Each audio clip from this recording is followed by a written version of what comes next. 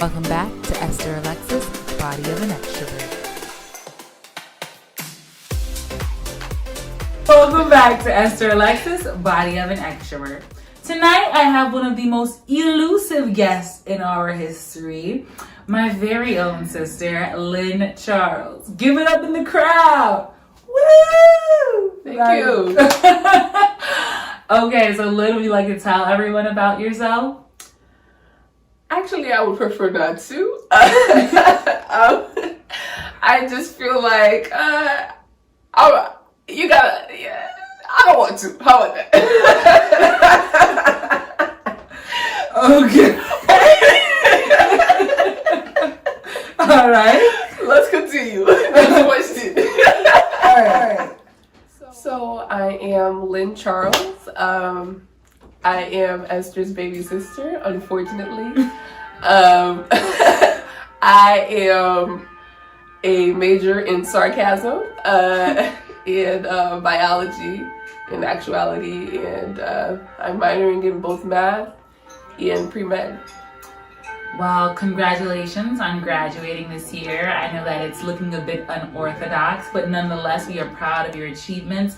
And that goes out to everyone who is achieving something fantastic in the year 2020. Although it doesn't look the way we all planned it would, it is still something to be proud of and still something that ought to be celebrated. Okay, so the topic tonight is on beauty, particularly because beauty in quarantine it just looks different. I think that as we've come into quarantine now, a lot of women in particular have realized how much upkeep we're having to do ourselves, you know?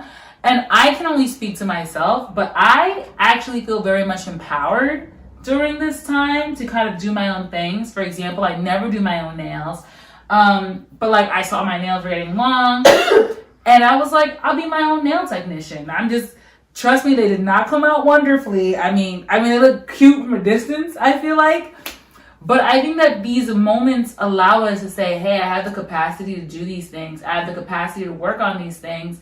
And I don't know, it made me feel very much empowered. And so I thought about just beauty in the natural context of the word and how we've kind of made it like a ball and chain for a woman, you know, to carry it around. Like it's her duty and responsibility to be beautiful. As someone who I think is very beautiful, Thank you. I thought it would only be fair to ask you, you know, for some commentaries, for some tips, and, you know, hopefully some just good advice upon it. Is that cool? Sure. Okay. So first and foremost, what do you think makes a person beautiful? Well, I think what makes a person beautiful is overall what they think of themselves. So if you carry like this, you know, the thought that you're not beautiful, I feel like it shows. So if you think that you're beautiful, if you believe that you're beautiful, then that'll also show. But I feel like for me, it's one of those questions where it's like hard for me to answer because for me, I always struggled with people saying, you know, you're so beautiful. Because I'm just like, for me, I felt like it was a loaded word. Like I had to, you know, go out and like look up the definition for beautiful one time because I was just like what do they mean? Like what do they mean? Like, because for me, I just feel like that's not me. You feel me? And it's not that I don't think that I'm a beautiful person. Like my appearance is beautiful. Like I think I look okay, but I was like beautiful. I feel like it encompasses so much more than just your appearance. I think it's more so you as a person, you as a whole. Oh my God, I think that's beautiful. So then I think in that case, when we're talking about physical beauty, if we go there and we're talking about how we can really reflect ourselves, our inner beauty, how does one do that? And I say that because I can't speak for anyone else. I am not huge on makeup. I'm the first person to confess that if anyone ever asks me, I'm always like, soap, water, Vaseline, lotion, that's it. The magic four. I'm ready to leave my house. But I do want to get into makeup, but I just feel as though everyone is so much starting to look the same nowadays that I wouldn't even know where to begin. Like there's a lot of so like what does one do in that? Well, for me, makeup really, well, I started when did I start wearing makeup? 3? 3 years No, old? no. I actually started wearing makeup pretty late, in my opinion, because when I was in middle school, like, girls was coming in with beat faces, lace front, like glued down. You could not tell if it was her hair, if it was a lace front. You could not tell. Like, these girls were beat. But they were my friends. I used to pop a little eyeliner on. I used to have this green eyeliner, and I would pop it in my waterline, and then I would throw some mascara on and be like, oof! I felt like an anime character. But and I was like, this is cute. Okay, ain't nobody telling me nothing. But it wasn't cute. But like, I wasn't like gung ho makeup. Like, that's not where I came from. You know what I'm saying? So like, when I started finally wearing, I would throw mascara on. So it really did start with mascara, like probably in like middle school. And I mascara up until high school. High school, still mascara. I literally didn't start wearing like a full face of makeup until the end, like literally the end of high school. And it's like the last day. No, literally like graduation, I put on a full face of makeup for the first time ever. How did that work out for you? When I put it on, I thought it was really cute. When you look back at the photos? Well, when I look back at the photos, like, my eyebrow was not bad. Like, for my first time doing like a full eyebrow, like, that was good. Okay, that was not bad. I'm not trash. Okay, but like everything else, like, I wasn't looking blended, But listen, you couldn't tell me nothing that day. So I felt good. So I must have looked good. So at that period of time, if you had asked Lynn now how like Lynn back then looked, trash. I think that I love, though, that you keep referring to, if I feel good, I look good. I think that a lot of the times we associate, our beauty to our physical and not necessarily how we feel. But I feel like if you're comfortable, then you're beautiful. Like, you know what I'm saying? If you feel comfortable in your skin. I remember, oh God, this is terrible. Can I stop you there? Yeah. The comfortable for beauty thing, I kind of don't relate to. Just because I'm a shoe person. So anybody who knows me knows that I purchase and wear lots of heels. And I stand tall at a big 5'9". So I also stand tall at a big 5'7". So I'm a big girl, and I like to wear big girl shoes. So, and they're not all comfortable, I like a bargain. So when you're going out and you get a bargain heel, you get bargain soles. So when you get bargain soles, you get bunions. So those are not bunions. Please, my toes are fine. But I've been through a lot. You know what I'm saying? My feet have been through the ringer. Like, I can wear any shoe at this point and still look comfortable. Would you say that your feet are dead? They're dead. They don't feel anything. But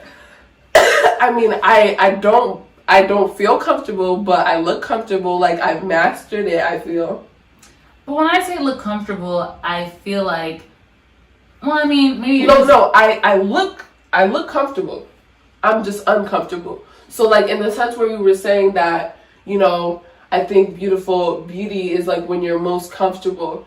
It's like, I feel comfortable wearing a pair of heels, but I don't feel physically comfortable. But when I say comfortable, I mean in the mental space. So mentally, you feel comfortable with your outfit, right, with your look.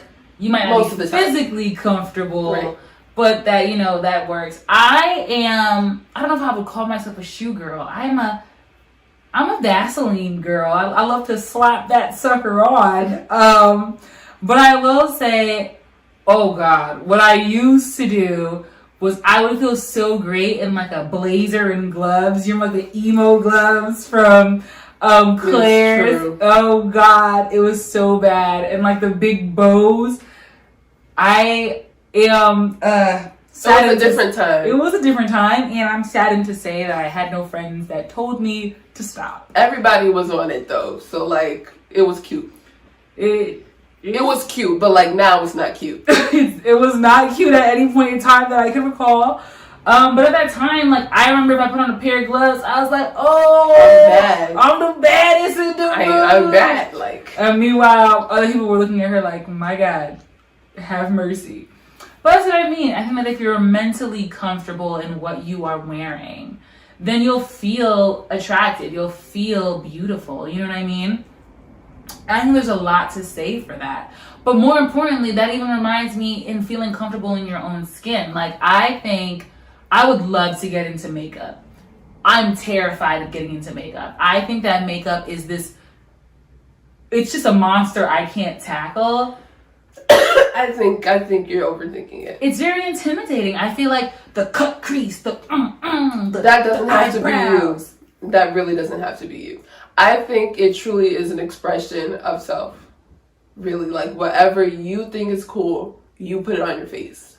See, but one time, and this is a story between us.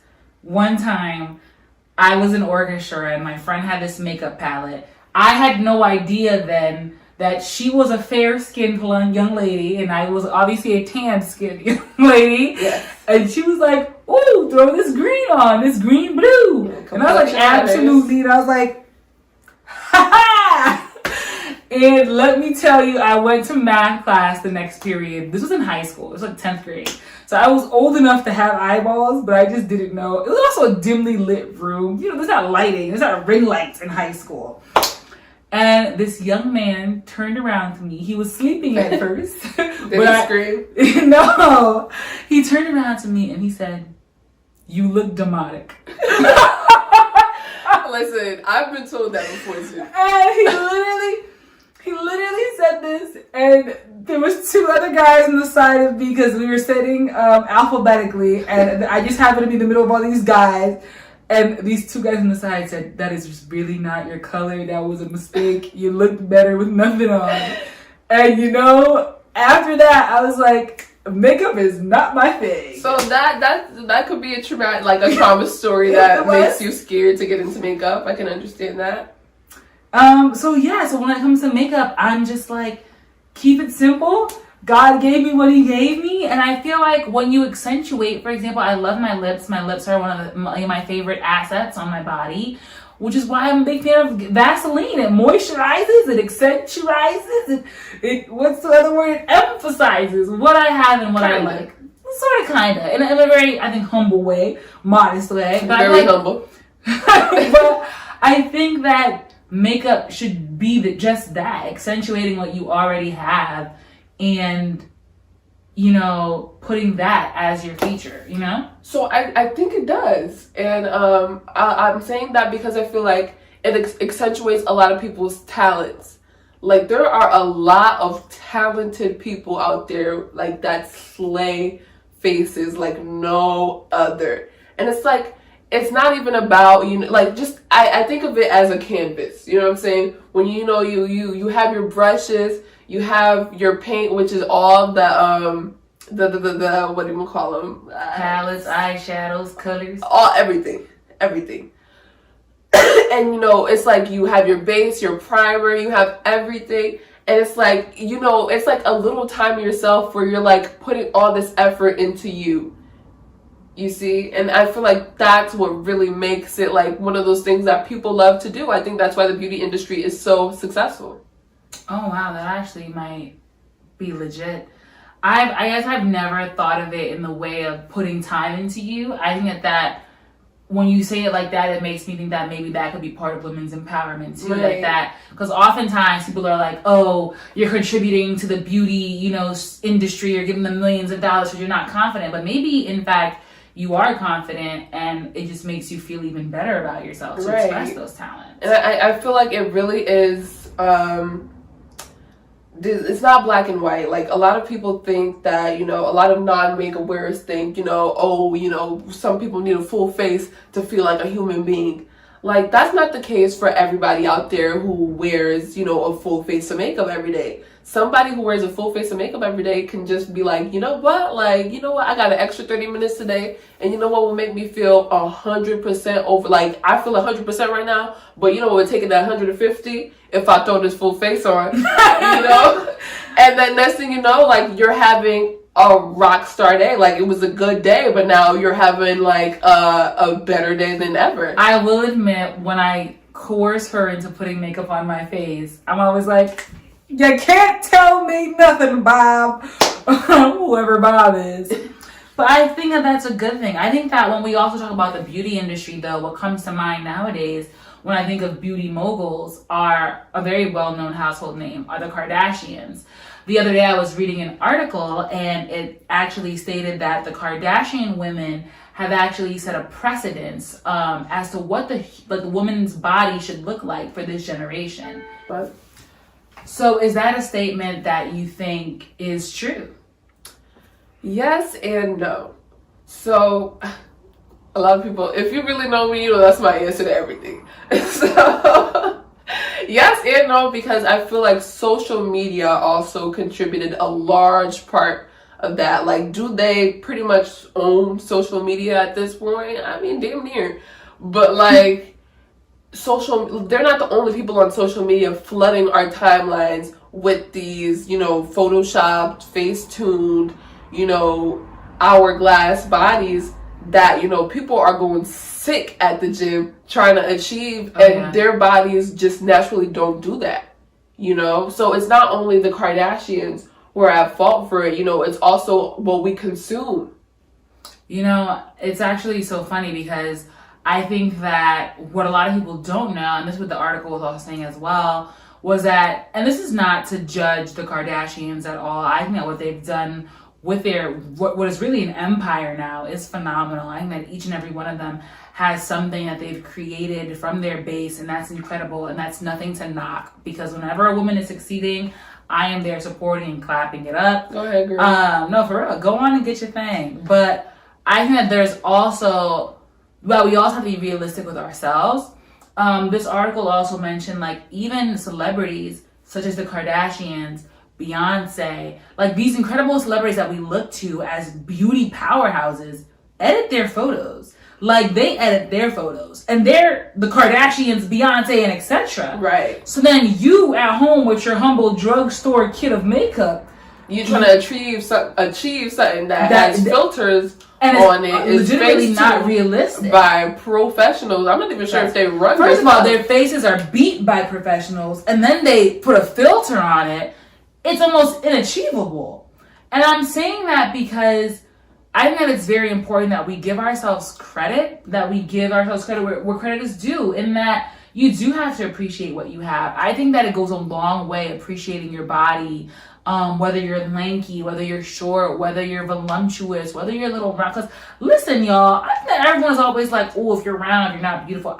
Some of the most beautiful women I have ever seen to grace this earth are voluptuous, thick women, even the thinner women. I think that, nowadays everyone's like, oh, you got to be thick, you got to be slim, thick. So literally the thinner girls can't win, the bigger girls can't win. No one is winning because this very small group of people get to dominate what women look like, and it's not fair. I think that we first have to appreciate that. But if I'm being honest, I don't think that, surgical implants or surgical, operations are the only thing that can be done. I think that we can take matters into our own hand with understanding our bodies. I think that if we first took the chance to understand maybe what looks good on your thighs, on your hips, on your busty areas, then you would know how to feel confident in that. I think that clothing has to do with that as well. I agree. I think clothing plays a large part in, making people feel like, more confident, and can make you feel more like yourself. Because I feel like when you dress specifically for yourself, like, you feel like nobody can tell you nothing because you're not dressing for them.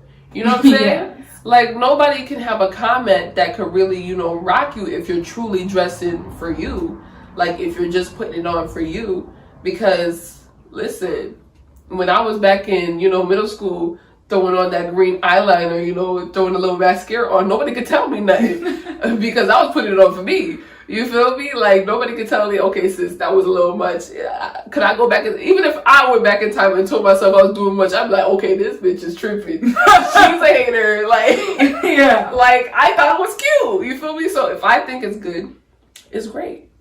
I think I honestly, I actually live by that motto. I do live by that motto. I think though, for someone who might be newer to getting clothes, or even women who are our age who are just revamping their wardrobe, what is the first piece of advice that you have for them? I ask because I think that you are always so very stylish. I actually steal a lot of her clothes. We are in no way the same size, nowhere in just Calabasas, Canada, that we are the same size. But I slip in there. And so, what is some advice that you would have for someone who's just trying to revamp their wardrobe? Well, I would say, look for some key pieces that's already in your wardrobe that you really like. And I would say focus on those pieces and focus on why those pieces, really speak to you. Because, you have some stuff in your closet that you're like, okay, well, I wear it every day. It's a tee, it's whatever. But then you have like one, shirt or a skirt that you're like, oh my goodness, whenever I put this skirt on, look, sis, whenever I put this skirt on, it's a wrap. Like, I'm going to be a baddie wherever I go. You feel me?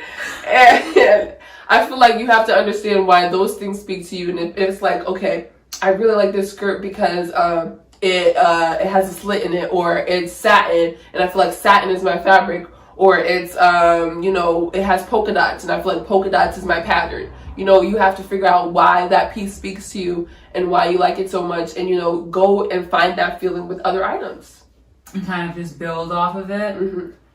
I feel that requires a lot of retail therapy and just a lot of visualization that I actually don't have. Have you ever purchased like an outfit and you're like, oh, these pieces are gonna go so well together? I make that mistake all the time. I will see different outfit pieces and go, this right here is going to slay. I could go to the Oscars in this outfit. Then you put it all together and you look like Humpty Dumpty. You're just like, oh. I feel like for that, mistakes will be made. Where in every area of life, mistakes will be made. If you're dating somebody and you thought they was it, you feel me? You're like, yo, that has happened multiple times. You know what I'm saying? You see somebody across the room, you're like, oh, he's fine. And he starts talking to you, you're like, ooh. You feel me? It is every area of life where you think something is going to be hot and it's not. So it's trial and error. So we actually had a few questions come in from a few friends of ours for you about you and your beauty, patterns, concepts, and whatnot. And so we're just going to answer a few. Okay, let's do it. Here we go. Ooh, what is your ultimate weapon in beauty products? So it used to be mascara. Well, it still is. I'm gonna say a couple of things because girl, come on, but or whoever, come on. But there's mascara. Once you back a couple of eyelashes, you hit them with a couple of links. You feel me? you got them. But I feel like if I really want to feel awake and I'm taking on the day, I really like to put on just a little concealer under my eye with a fingertip and set it with a little powder. And I feel like I'm blessed enough to have even enough skin to do that. But some people don't. But a little color corrector, woo, I put a little color corrector on, pop my glasses on, I feel like a human being, sis. I think that my go-to is obviously Vaseline. I've mentioned it 1,000 times. Lotion and Vaseline will at least make you look like your mom taught you how to wash your face. That should be a given, though. You should wash your face and moisturize, and everything should be moisturized, please. Hey, sometimes you're in a rush. You ever walk out ashy? No, not at all. Not at all. Not at all. Okay. It's a no. Grown people take care of themselves. Grown people who wake up late for work, make it happen. Okay. Keep lotion in the car. Oh, what makeup brands are your go-to? Okay, so I am a baddie on a budget. So I use what's my favorite brand? Okay, so budget, and I'm a little bougie. So bougie baddie on a budget. So I do like Clinique. I like their their what is it called? Like their foundations. I like oh, this is a loaded question. I like Maybelline. I like good old drugstore stuff. Some of their stuff is good, you know. So it's, you know, when something has to like, you know, grow on you, I feel like that's a lot of the Maybelline products for me. Like 1 month I might not like it, and then the next month I'm like, oh girl, they was on to something with this formula. But I think one of my favorite brands at this moment is definitely Makeup Forever, and that's not badly on a budget, but I feel like they put out some really good products. I feel like as someone who is not a baddie on a budget, but who was on a budget, is I go to Walmart or drugstores. I use if I am going to put on makeup, I do concealer, foundation. And I usually get that from Walmart, specifically from the Fit Me. Is that a company? That's Maybelline. Maybelline? Okay, but I love the Maybelline Fit Me's. They're very affordable, literally like $5 and less. And I have found my colors there. Sometimes you get to mix a little bit of them.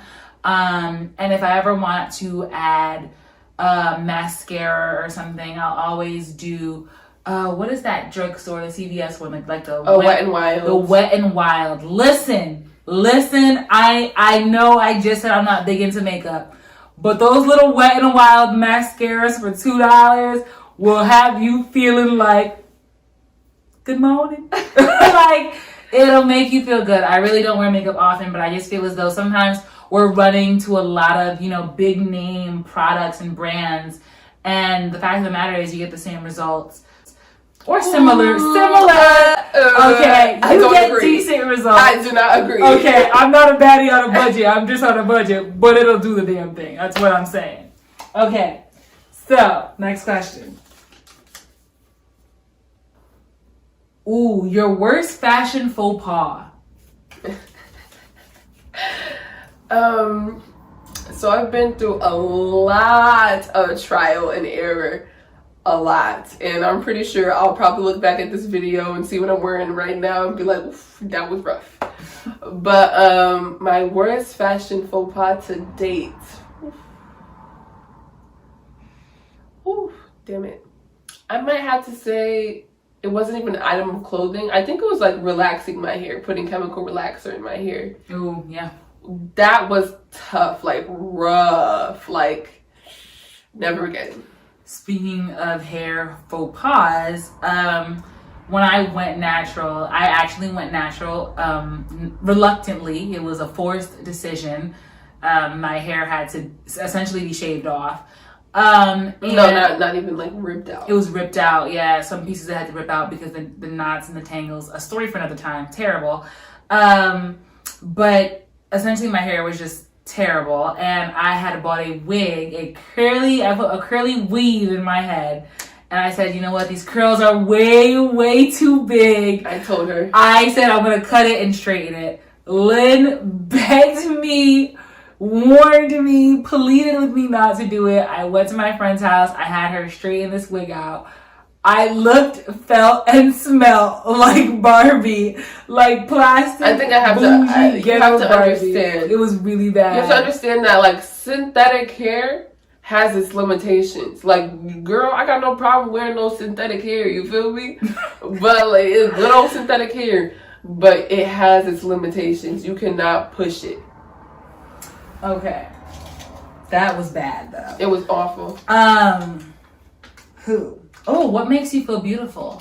What makes me feel beautiful?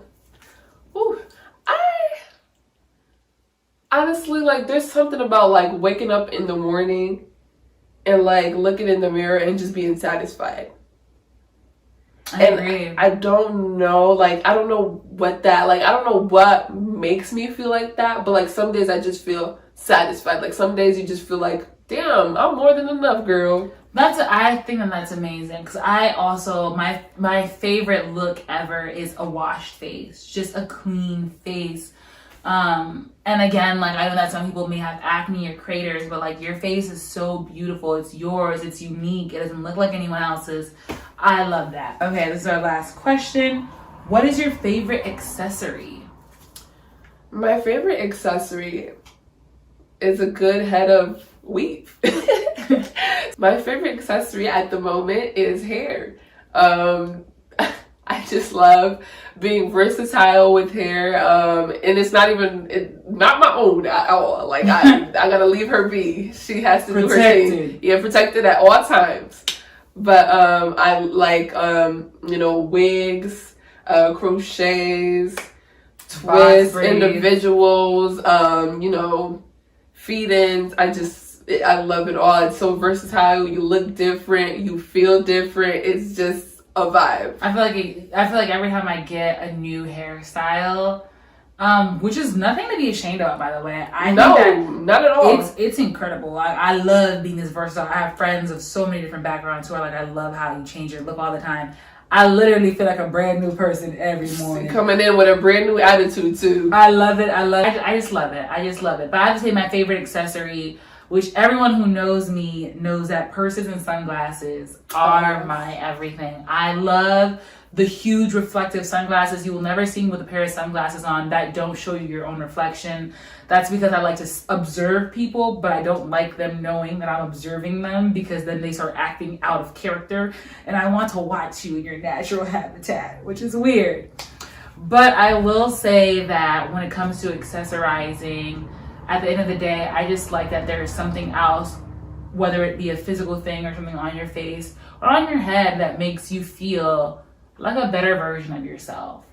So that being said, thank you so much for coming on tonight. Y'all don't even know how hard it was to get this girl to be my guest on the podcast.